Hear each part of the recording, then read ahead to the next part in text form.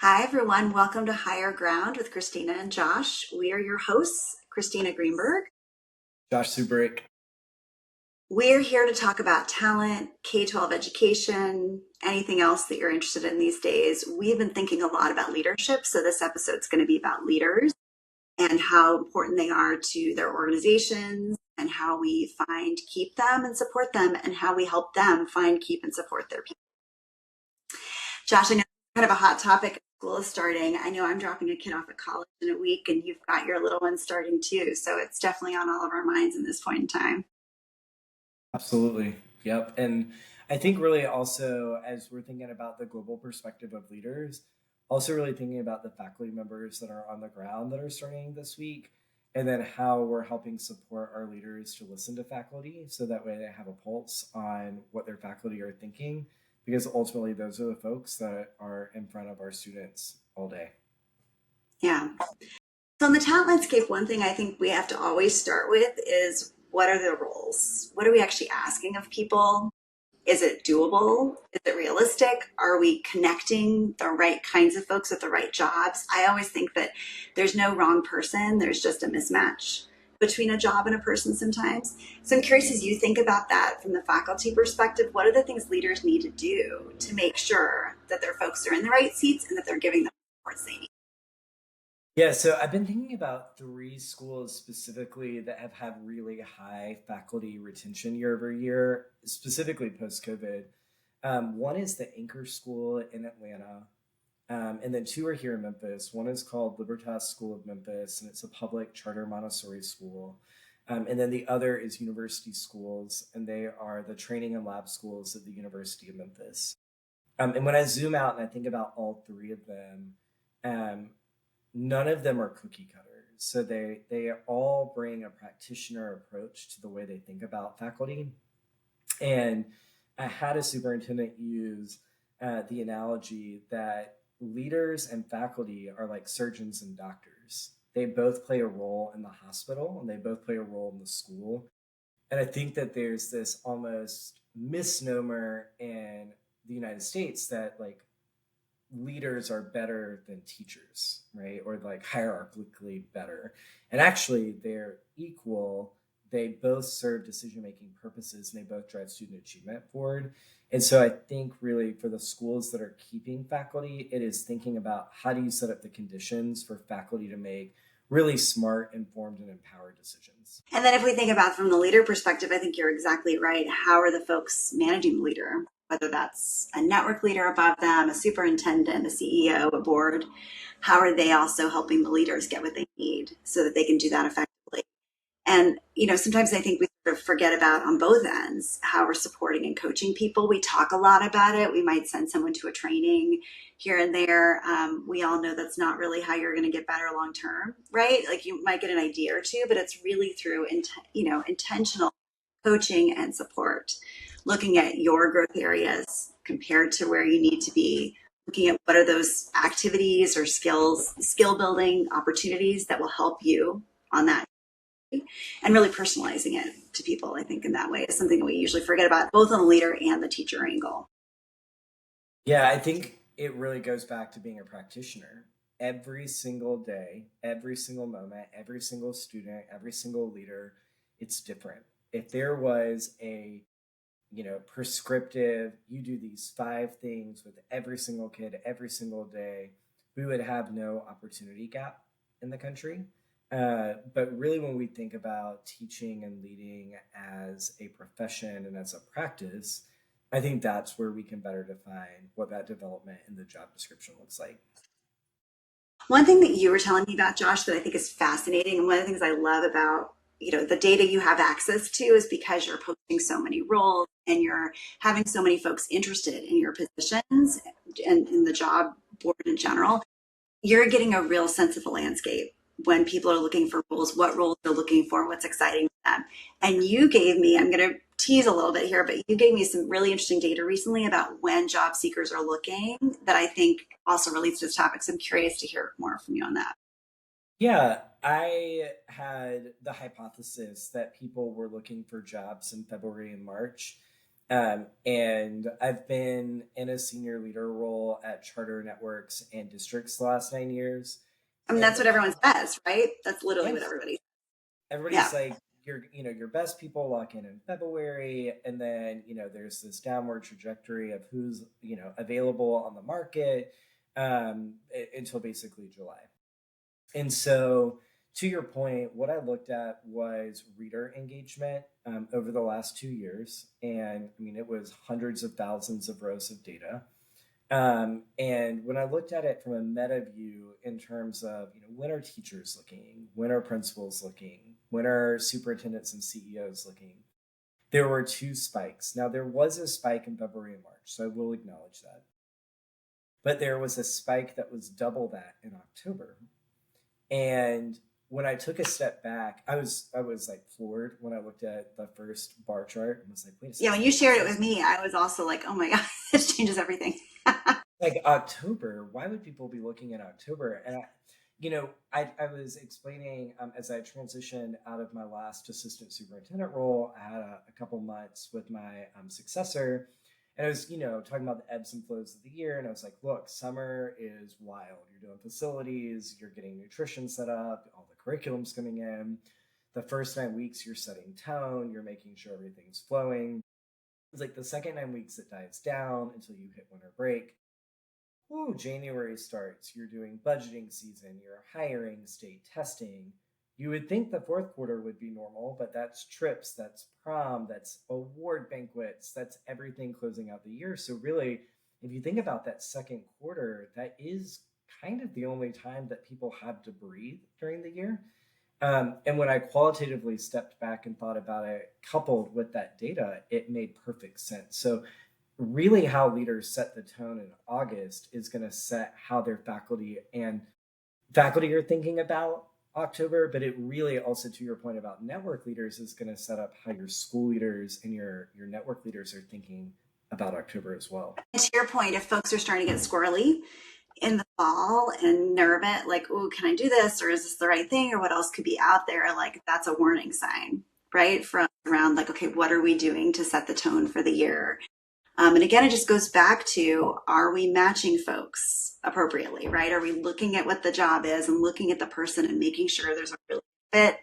And then are we supporting people? One of the things I actually started recently, I was on a couple different boards for a dozen years. And as the talent person, people always call me and said, well, you do our evaluation process because you know talent. So I always end up doing that. And part of the reason I started an evaluation practice for EDs and CEOs recently is that our placements were coming to me and saying the same thing, like my board isn't evaluating me, or it's not a good process. I don't know where I need to grow and develop, or there's a mismatch. And so we started doing evaluation, and that's been helpful. But one of the things we started doing recently with our placements is kind of going into evaluation from the placement. When I worked at New Leaders years ago, I used to always think about this, where I learned so much about someone in our admissions process, and I'd hand them off to a leadership coach. When I first started, I realized that the leadership coaches were using a different set of competencies and a different set of metrics, and they were redoing the professional development plan with people totally divorced of what we learned about someone in the 6 months of admissions. And so I've started doing the same thing with a lot of our placements, hoping that it will help make them more successful, where we say, great, we learned a lot about this person. Josh was in our hiring process. We spent a lot of time with him. And because our hiring processes are always competency based, like we gathered a lot of evidence about him against these competencies that we think are important for the job. Let's actually work with, when they're starting their job, let's work with their manager, board, whoever, to say, hey, what's his starting point? From what we've learned, what do we think is a starting point? Where do we know he's going to need growth and support? And then kind of using that in the trajectory. I'm hoping that will help, because I've just had enough examples. I mean, a few years ago, I had a gentleman that was hired, and the board hired him knowing he had these very specific gaps. And then a couple of years later, the board turned over and people came to me and said, he has these gaps, he's not doing a great job. And I said, but you hired him knowing that, right? So my hope is that for all of us, how do we make sure that we're setting people up for success by understanding who they are, by understanding what they need? And I think you can do the same for teachers and anyone in a building, Well, I had a boss who once said, we always think about, is it the right person in the right seat? And they were like, there's a third dimension. is it the right person in the right seat for this leg of the race?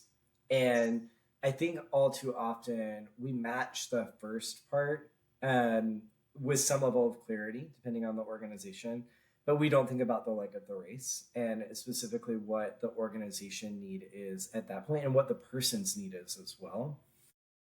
And what you're sharing makes me think about the opportunity for outsiders, right? And for the listeners, this isn't a pitch, but I want to name, when I started doing this full time 6 months ago, as a former district leader, I had reservations about search firms and search processes, and we should just do this in house. And why You're not alone.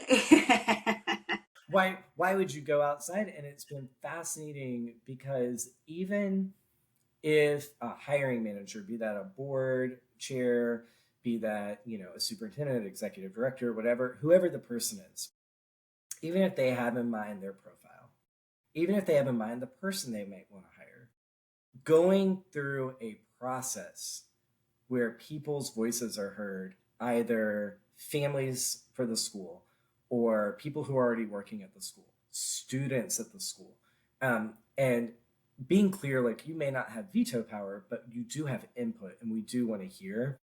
Also, to your point, builds that comprehensive profile of who the person is coming in and can inform, hey, if we are, no one's perfect. So what is it that they're bringing that is advantageous for the organization at this time? And what deficits are we going to have to think about either hiring somebody else for or thinking about how to close that gap?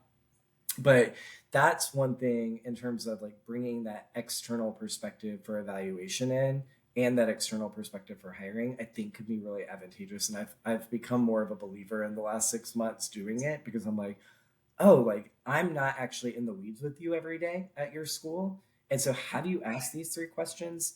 What if you slowed down? What are the ramifications for hiring this person if they don't get in front of people beforehand? Um, Percent.